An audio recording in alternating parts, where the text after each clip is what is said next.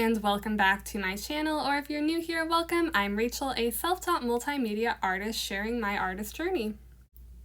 Today I thought it would be nice to just do a casual drawing session in my sketchbook and chat, so feel free to grab your sketchbook and draw along if you'd like.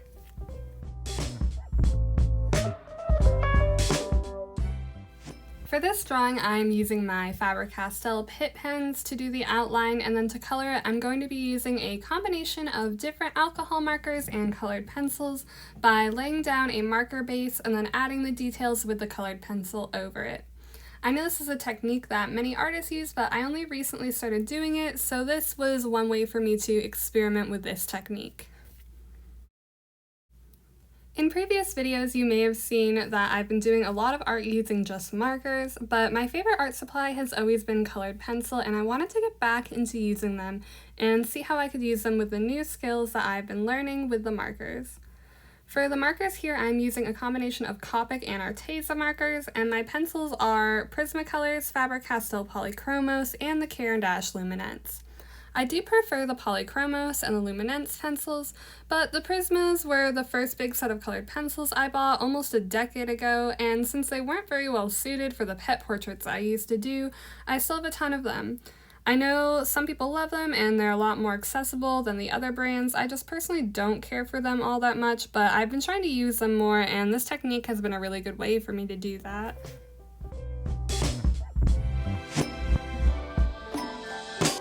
Something you may have heard me talk about in other videos is that the previous 2 years I was focusing primarily on digital art because I thought I needed to learn it for the job I wanted at the time, but that job ended up not working out anyways, and I really missed working traditionally.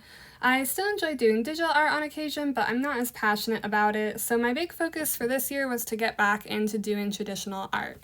One way I wanted to do this was to do more sketching, which I haven't been as good about as I should be, but I'm really trying to get more consistent with it. Sketching is something I've always really struggled with because it's arguably not as fun as creating finished art, but it is definitely one of the best ways to improve your drawing skills, and I'm learning to enjoy it more.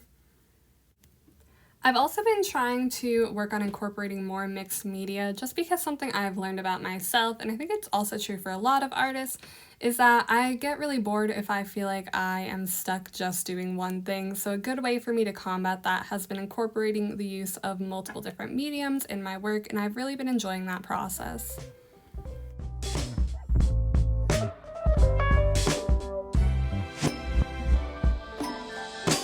Another thing I've been thinking about lately is what to do when you are feeling stuck or you're having artist block, just because that is something that I do deal with pretty regularly, and again, I think is true for a lot of creatives in general. So one thing that I have discovered this year really helps me overcome that is branching out on my subject. For example, I usually do animal art, but as you can see, this is not that. So this one was actually inspired by a prompt list I found, and the prompt for this was just hiking boot, but since I love hiking, I thought this would be a fun one to draw. And in addition to finding prompt lists, I've also found that participating in art challenges such as Draw This in Your Style or 30-day challenges can be a really fun and good way to break out of a funk when you're not feeling inspired.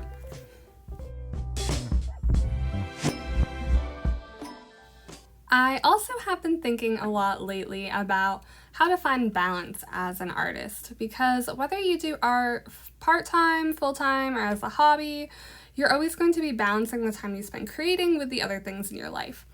For example, this year I've been working on not only developing my style, but building up a portfolio, trying to grow a new audience, launch a business, and focus more on education and developing my technical skills since I am a primarily self-taught artist. And that's just on the art side of things.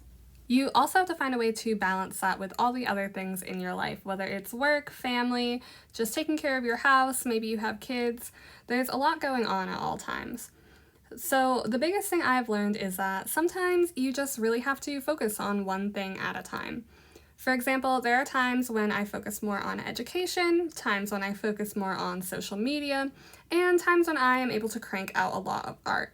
There's also times where I have to slow down or even hit pause on all of that to focus on the other important things in my life. I used to have a really hard time with that, but I'm slowly learning that that is okay. That taking breaks is different than quitting, and to trust the process of working intuitively. I think it is really important for us to learn to be kind to ourselves and understand that we are not capable of doing everything all the time, and that is okay.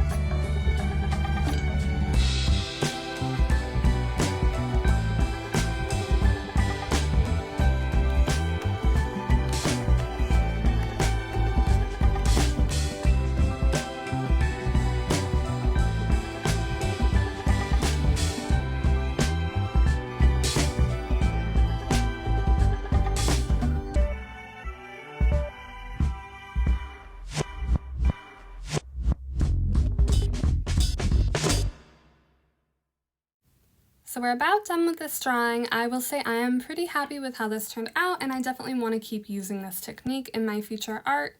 If you enjoyed this video, which I hope you did, don't forget to leave a comment below and let me know what you thought, and also to like and subscribe for more videos like this.